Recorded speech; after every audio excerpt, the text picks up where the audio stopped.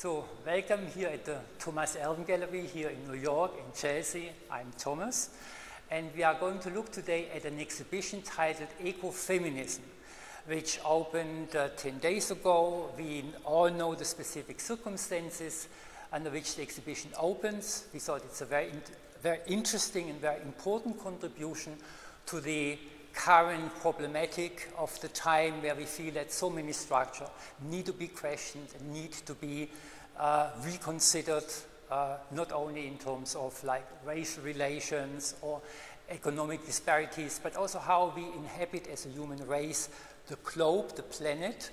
And so it's very interesting to see who already has asked questions in regards to the survival of humanity, how we relate as a human race to nature. Is there in art a historical precedent?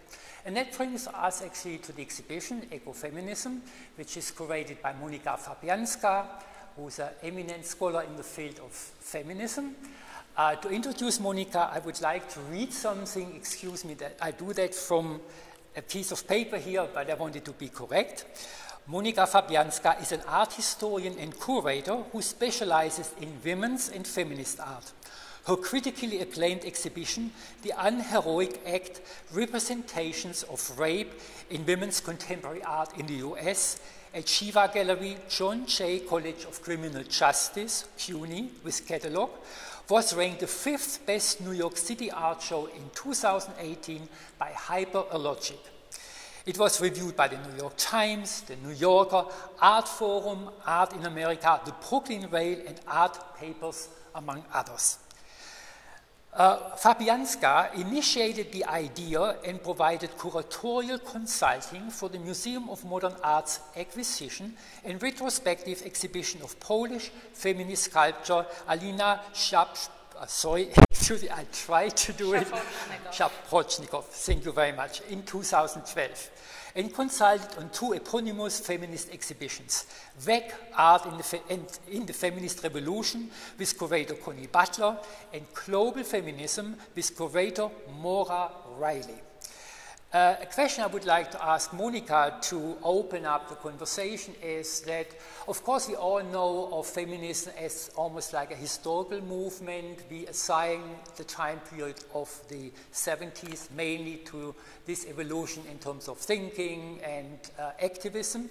And so for me, one of the important questions in the exhibition is, how does feminism reverberate still in the present, and particularly in relationship to ecology and ecofeminism? And then question is also contemporary artists who are working with in the field of ecology, how do they actually relate back to feminism?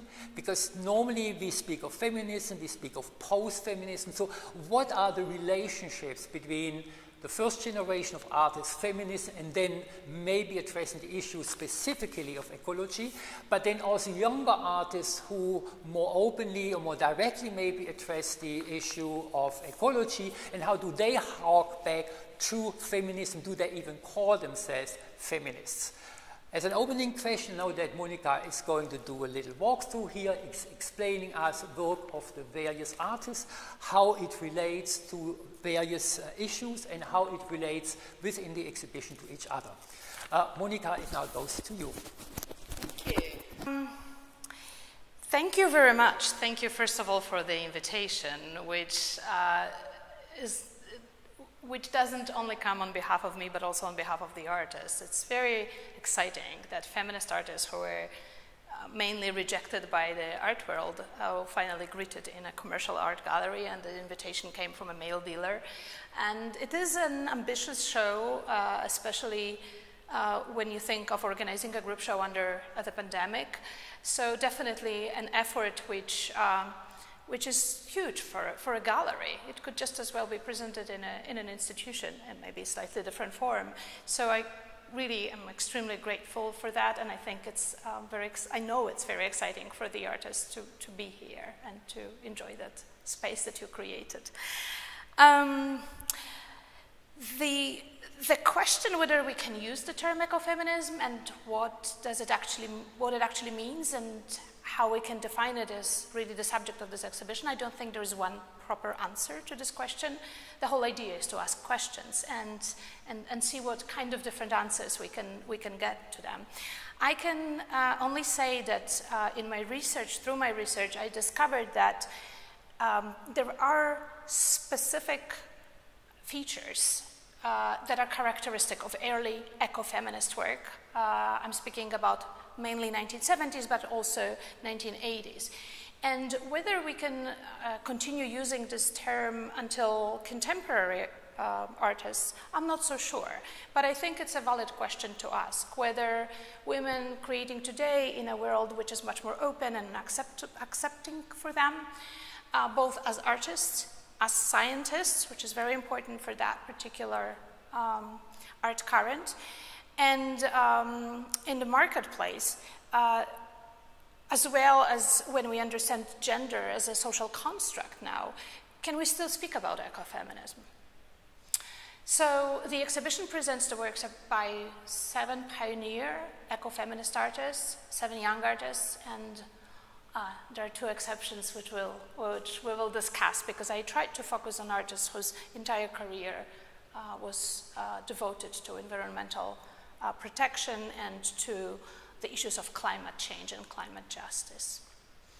So to give you a short introduction, I could say that there are 4 typical elements or features which are repeated in many of those artists, and therefore I think we could call them to describe what ecofeminism is.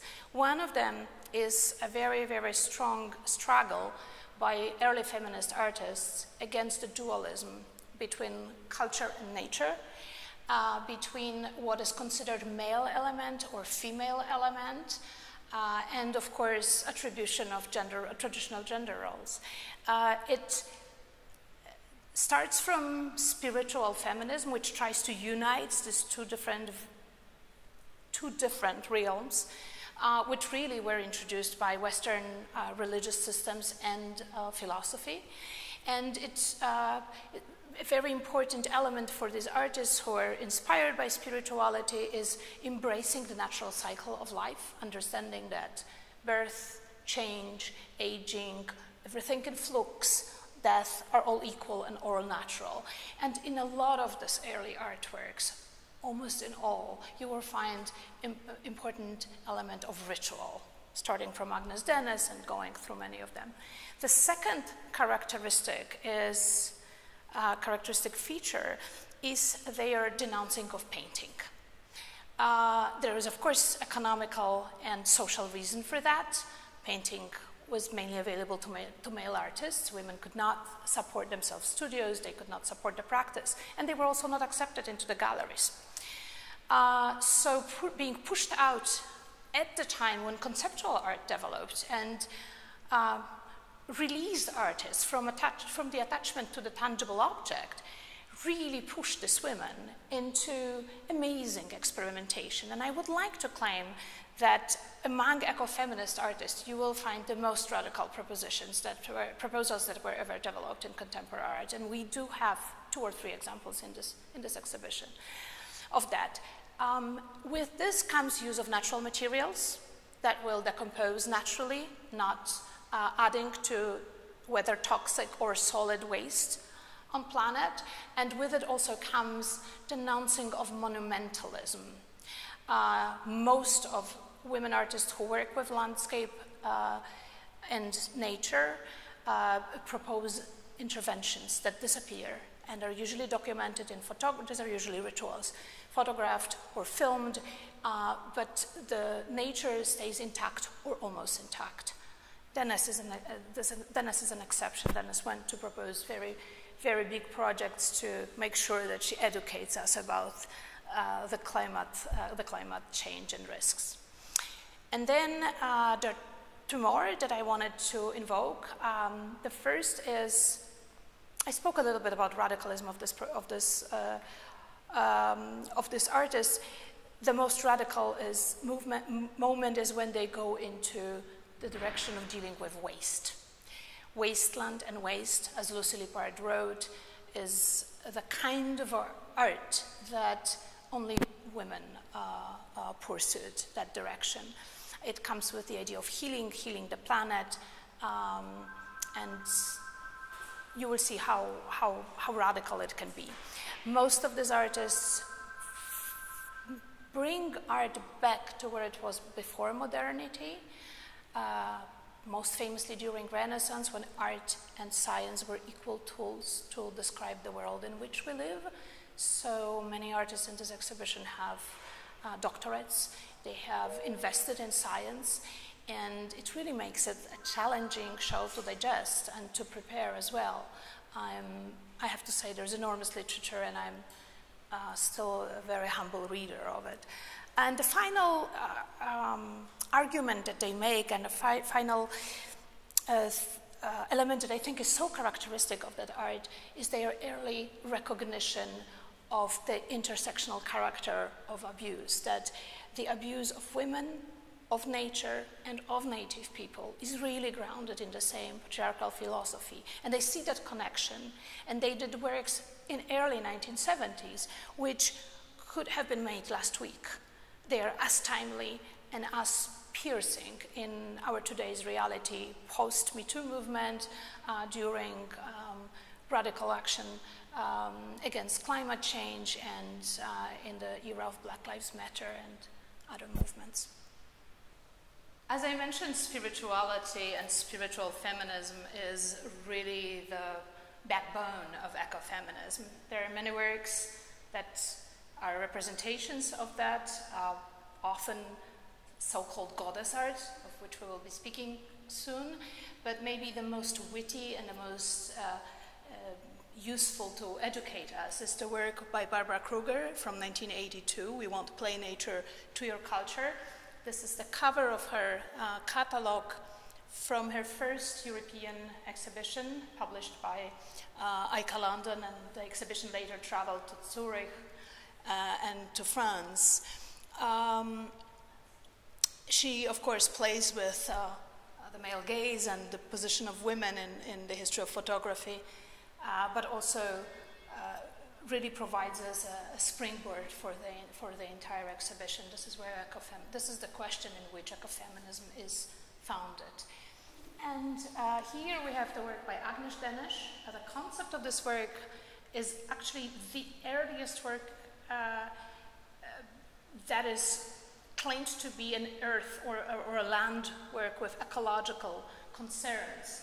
She conceived it in 1968 as a private ritual, and then repeated it on a much larger scale 10 years later. And this is that edition of the work done between 1977 and 79 in Art Park in Lewistown, New York, which is near the Niagara Falls. The work is titled Rice Tree Burial, and is really conceived of three rituals. The first, planting the rice, refers to, of course, life and feeding the planet. If you think of later works of Agnes Danish, like the wheat field in Manhattan, the interest in food accessibility and feeding the planet is already there in her work in 1968.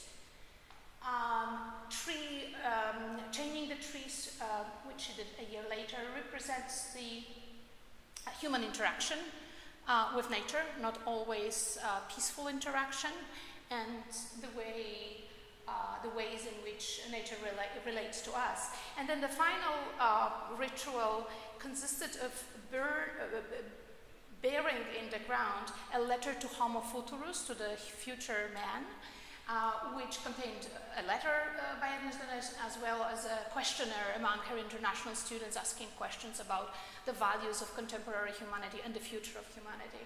So then again, the act of bearing itself provides the acceptance of the cycle of life. It provides further connection with the soil, but it also serves as a connection to the future. We will now discuss the works of two artists, one of whom you probably all know very well, Anna Mendieta, and the other whose work awaits its rediscovery, Bilge Friedlander, the author of the sculpture here on the floor. The artist's work is very different, but there are certain aspects of it which are very comparable and even very interesting in comparison, so I would like to speak about the two of them together. I mentioned that goddess art and the search for universal female spiritual force, which would empower women and ground their place in history, was a very important movement within the early feminism and feminist art. There are certain problems with goddess art because Jungian archetypes and the idea that they are universal is questionable today, and there are certain aspects of cultural appropriation in that approach, and also repeating the dualism between male and female elements and their relation to nature.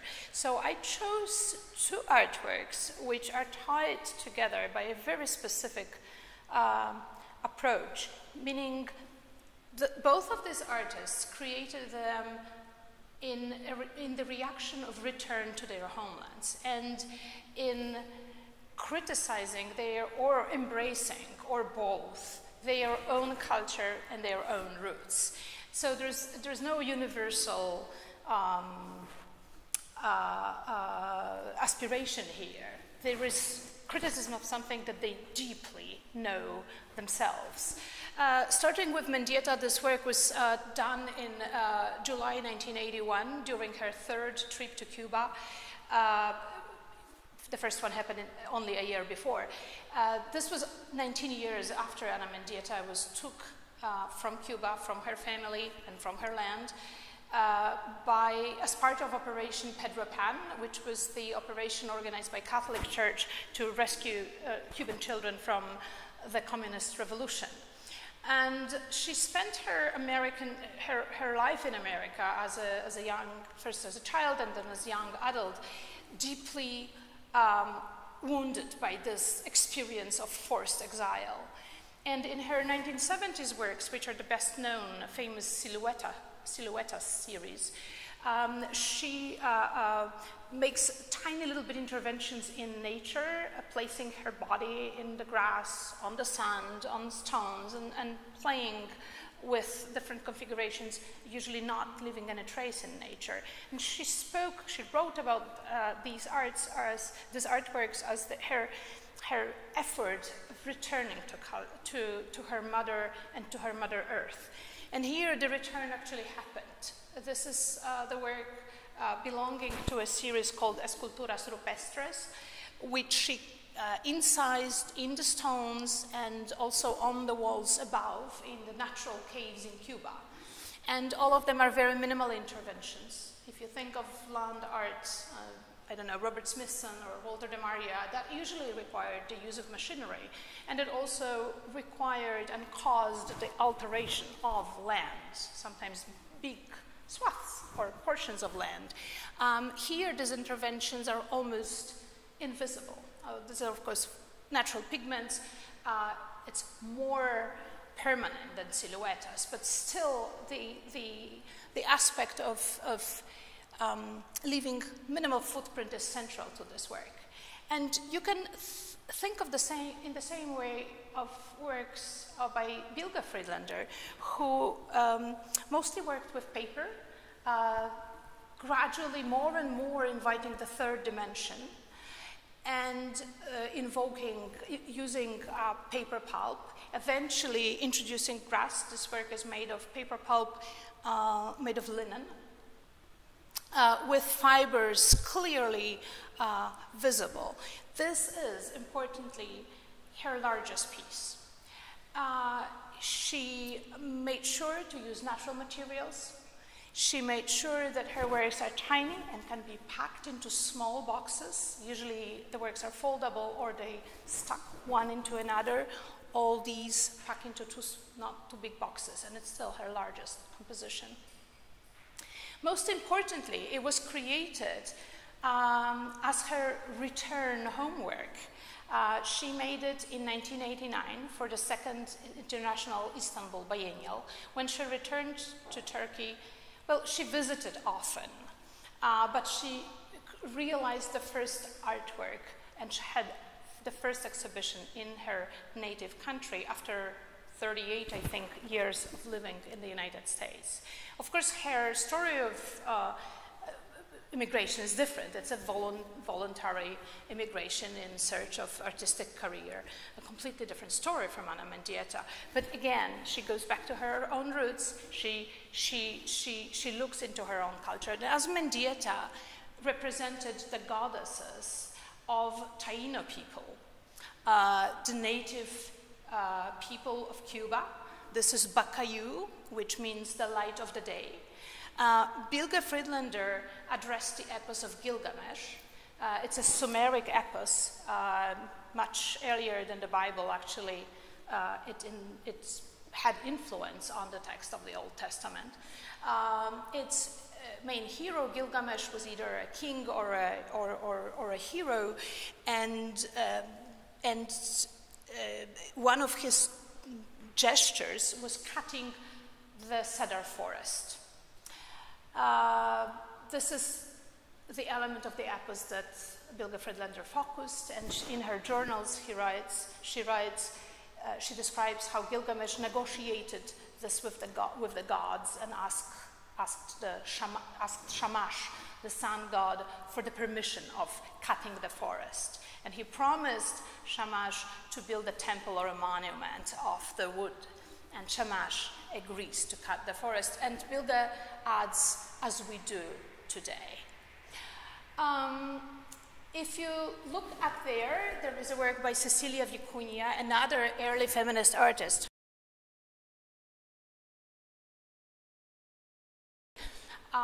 She famously said at some point that precarious, which we see here, or in other words, basuritas, which is Spanish for little pieces of trash, that they only become complete when nature claims them again. These are small pieces of both man-made and natural elements, like bark, little pieces of plastic, sometimes bottle caps, elements that she often finds in the ocean. Importantly, Cecilia Likunia is not only an artist, she's also a poet, a major poet, and in both her art and in her poetry, she channels the indigenous traditions of the people living in today's Chile. And she, like other feminists, understands very well that the issues of feminism, the issues of the rights of indigenous people, the issues of protection of nature and the natural environment are all connected and should be addressed together. Another artist, and we will now make a huge jump into contemporary art practice, who emphasizes our relationship with the object and the use of materials, is Mary Mattingly. She's a New York-based artist, and the works that you see at the bottom, both were made in 2013 when the artist bundled all of her belongings into 7 big, let's call them sculptures, and she used them in performances. For example, she pulled and pushed one of them across the Bayonne Bridge, which was a huge effort, but she wrote it was nothing comparing to the effort of people who work in global supply chains.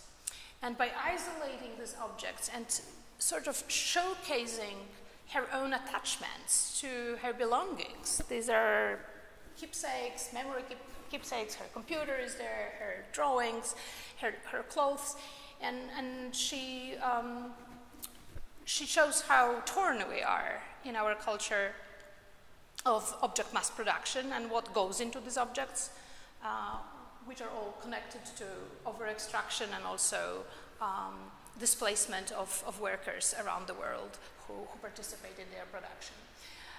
The works which hang above are a little bit later, and they are very typical for her current practice, which proposes solutions. Theoretically, they're utopian, but they are more and more realistic as we observe changes in the world around us for a post-apocalyptic survival of humans. So they have this, science fiction taint to them, but they also have, are grounded in reality. For example, the barge is titled Swale. It was created between 2015 and 16 in New York City, and it still exists and travels. It's docked in different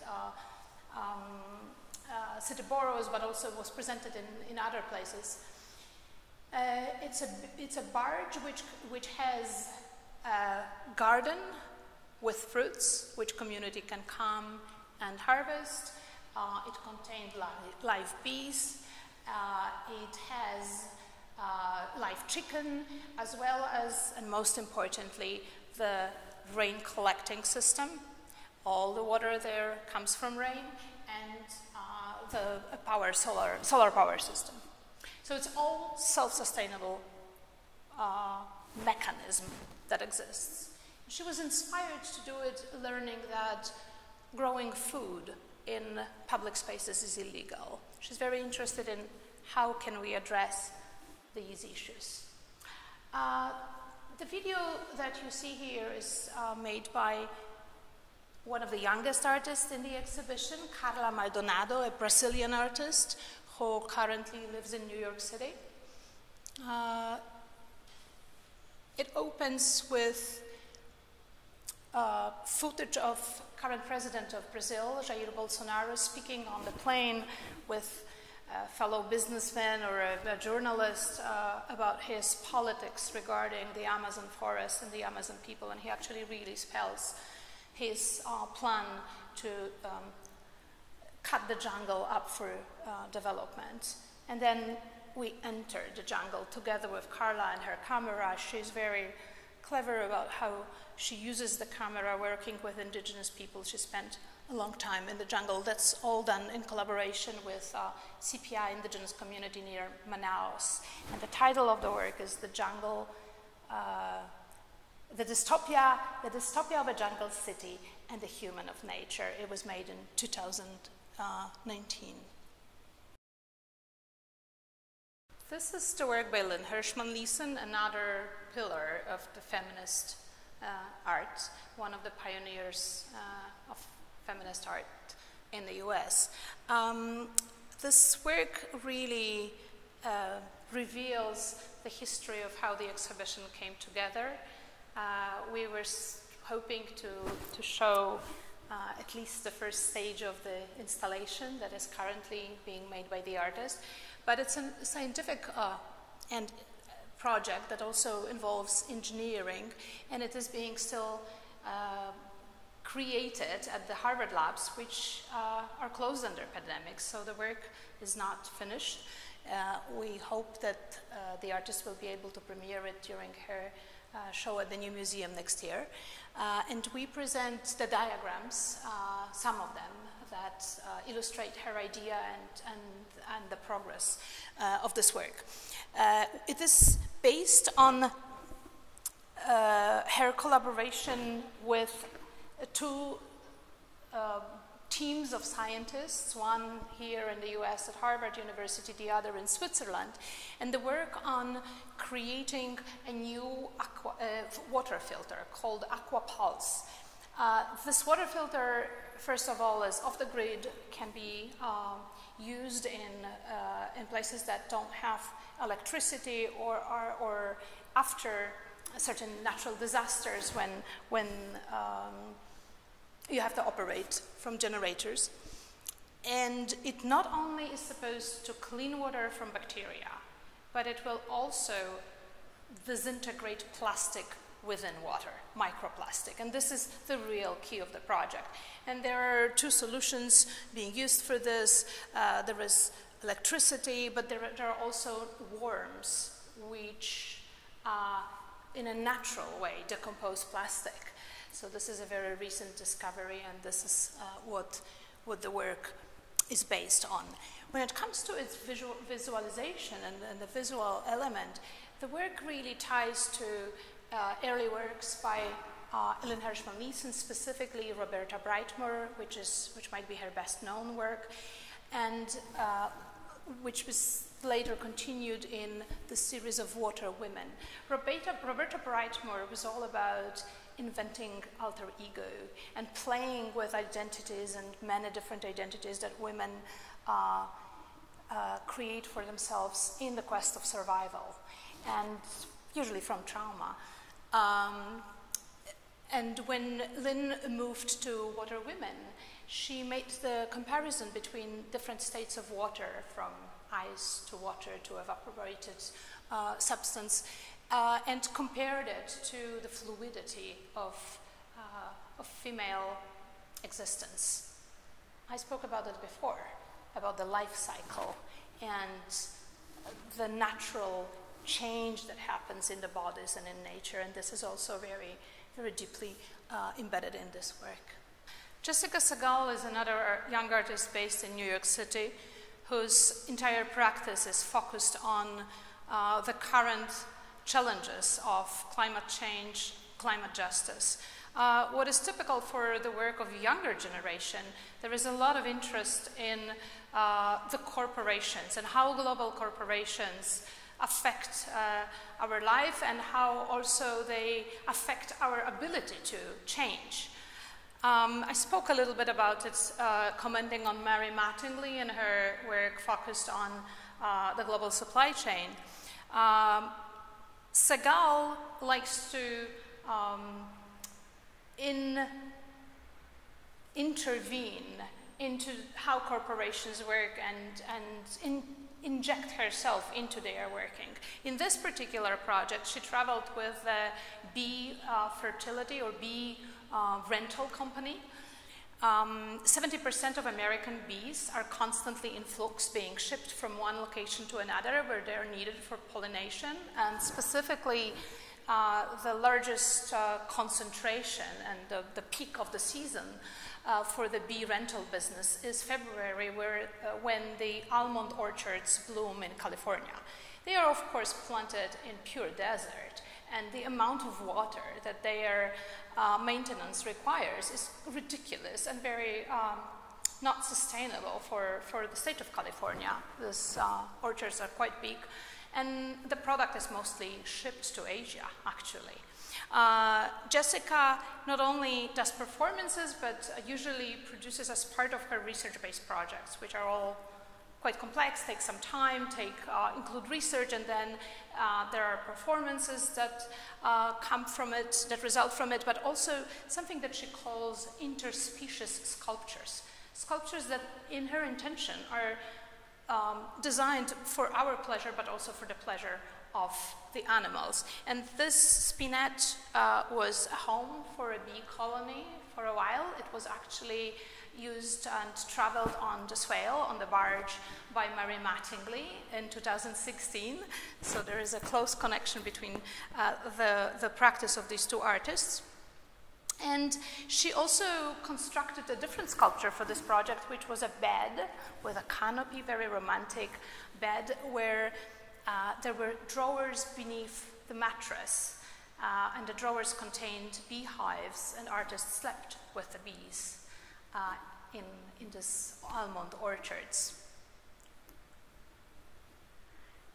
This is another work by Jessica Seagal. This photograph is a still from her video documenting another performance, which she realized in Spitsbergen, which is way north of Norway. And this is where the World Seed Vault is located, and this is where she shot this performance. It's mostly focused on survivalist design.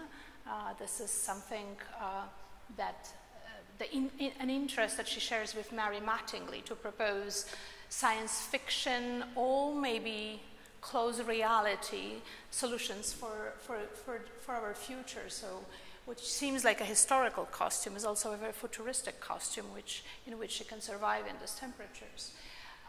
It's a morning performance, and it's part of a big installation where actually the video is projected onto ice. But not on natural ice, but on ice that is created inside our refrigerators. I'm particularly happy and proud that we can show this work by Aviva Rahmani, not only that it is the oldest work in the exhibition. It was created in 1973, but it has never been publicly presented since it was created with the students of Alan Kaprov class at Clarts. Aviva Rahmani, whom some of you will know from her most recent projects, which propose utopian ideas of how to stop fracking, namely through the implementation of copyright and painting on the trees, which would prevent the gas lines, the gas pipelines from being built. Nobody really knows her early practice, which has its roots in early California performance scene. And this performance is a metaphor for the man-made water system, which reverses the natural processes. The participants were instructed, you can see the instruction there, it's an instructional performance, were instructed to take water into small plastic bags from a faucet at Clarts in an institution. Importantly, the title is called Physical Education. This is how we are educated to use water and other natural resources. Take it to the ocean on the way, stopping several times and mixing it with arable soil, then emptying the bags into the ocean and replacing it with fresh ocean water. And then the whole return way is a repetition, but the fresh water from the ocean, the bags with it, are emptied into a toilet bowl at Clarts. It's one of those artists who started in the early 70s, inspired by spiritual feminism, but also the one who made the connection between abuse of women and abuse of nature. And she compared the rape of women to the destruction of natural and ecosystems. And not only she saw that connection, but she started to build the ideas for possible healing of nature, mimicking the process of healing from the trauma. And it led her to radical projects with wastelands, with cleaning and reclaiming the land and the waterways which were previously infected by us, by man. Installation by Betsy Damon is a very apt neighbor to the work of Aviva Rahmani. There is a similarity in the trajectory of these two artists. Betsy Damon also started as a performance artist back in 1970s, but she was active in New York, and she also participated in the first lesbian art show in New York at the Green Gallery. This work, which we show, comes from 1985 and is a breakthrough in her career. It's titled Memory of a Clean Water, and it is essentially a post-mortem mask, like a death mask taken of humans. This is a cast made with paper pulp of a dry riverbed of a stream in Utah. Traveling across the United States, Betsy Damon realized that she passes several dry rivers, because rivers have been dammed and they're gone. She used paper pulp, she used all organic elements. The colors come from rocks that she and her collaborators, many of these works are collaborative, crashed to use minerals and their colors, but also the paper pulp is composed of elements of plants which were growing near the stream. Having done this project, and you have to imagine its entirety, it's 250 feet long. Having realized this project, which was shown in several museums and traveled for a while, Damon devoted the rest of her career to decontamination water. And when I mentioned the radicality, the utmost radicality of ecofeminists, this is exactly the kind of practice that I meant, both Aviva Rahmani and Betsy Damon. They are both late projects, are concerned with wastelands, healing the nature, decontaminating water, decontaminating soil. And the form that they achieve, for many of us would come across as something that we can call urban planning or engineering.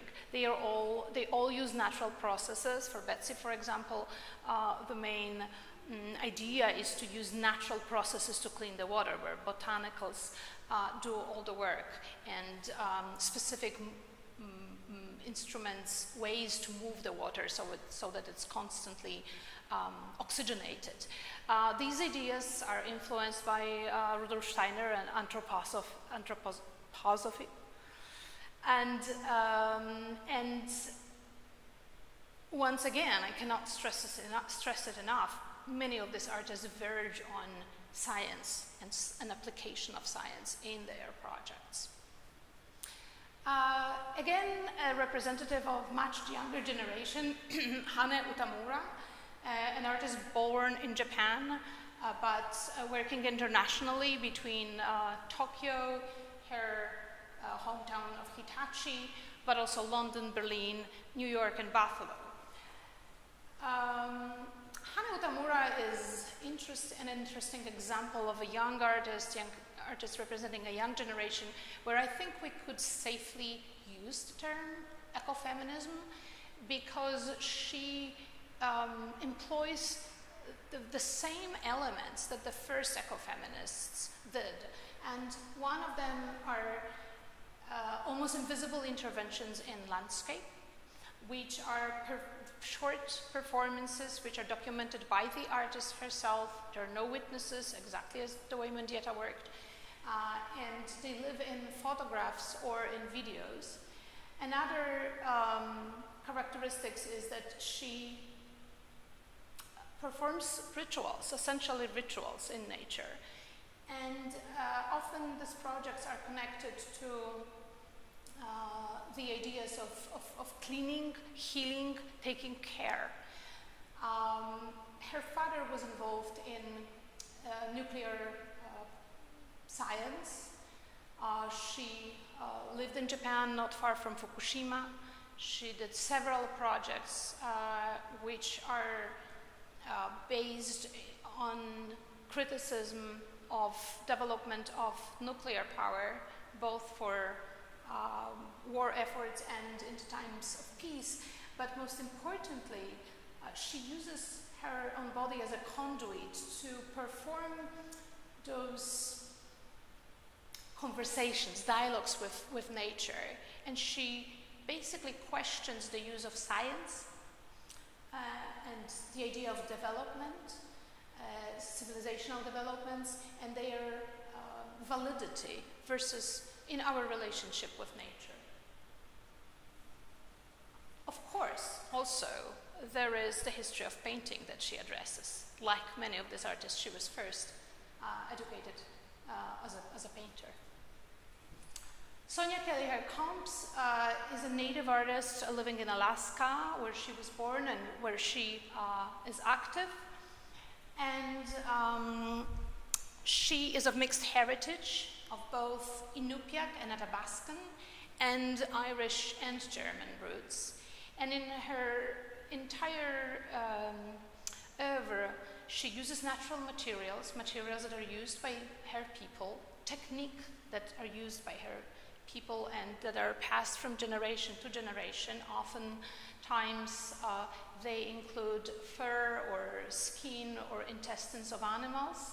She herself participates in hunting. It's in indigenous groups hunting and in persevering this traditional way of life. This particular work, of course, is a piercing critique of what colonization did to Alaska. And if you would know her other works, which I totally advocate for, you would notice that she's aware of, again, the same fate of women, native people, and land, which is caused by colonization, by use of natural minerals and quest for them, and over extraction.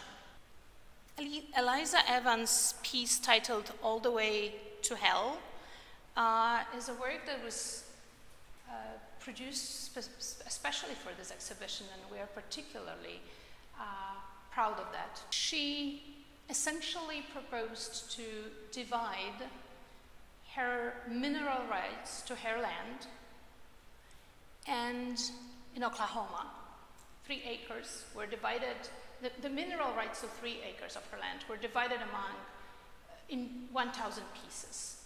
And we are invited by the artist to participate in this project and buy a piece. This is the mineral deed.